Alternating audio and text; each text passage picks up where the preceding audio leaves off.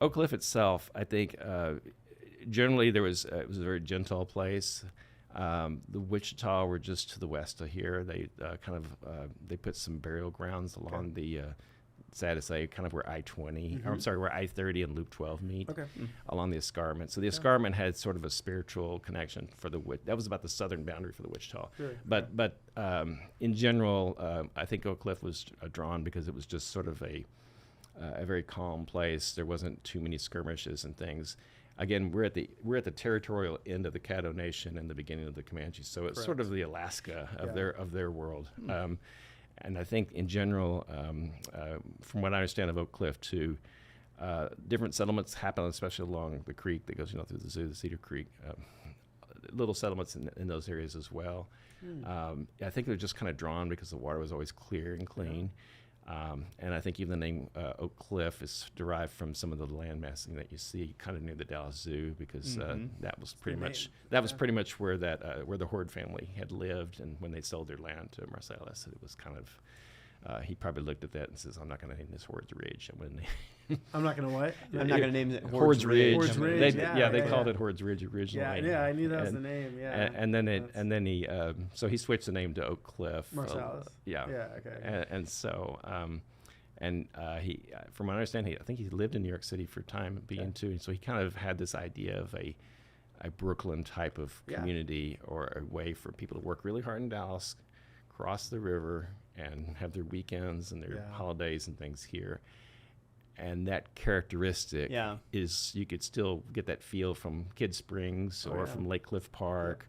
For the the Dallas Zoo used to be part of the gardens and things like that. So anyway, those are where have you been? We're on season 2, and it took us this long to sit down with you. I told you I'd ask these questions. Oh no, well, we've been referring to it as the Brooklyn of Dallas. That goes back to the 1880s. Okay, we say didn't know that. We say it today, ironically, but he even said it then. Well, wow. It's he said it in the Southwest. He said the left bank, the kind of the artist kind of enclave. Absolutely.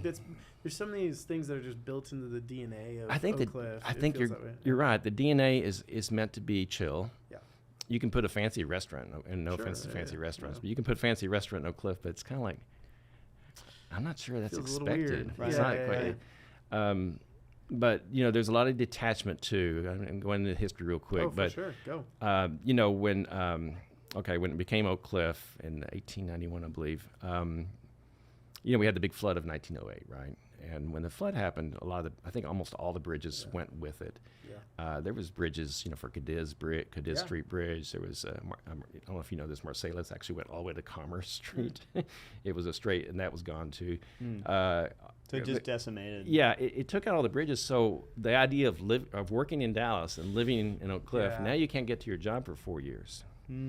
Or you have to pay for a barge to go across the river. Or if you could afford the streetcar, you could afford the streetcar. But if you couldn't afford it, if you just did horse and carriage, you're out of luck. Yeah.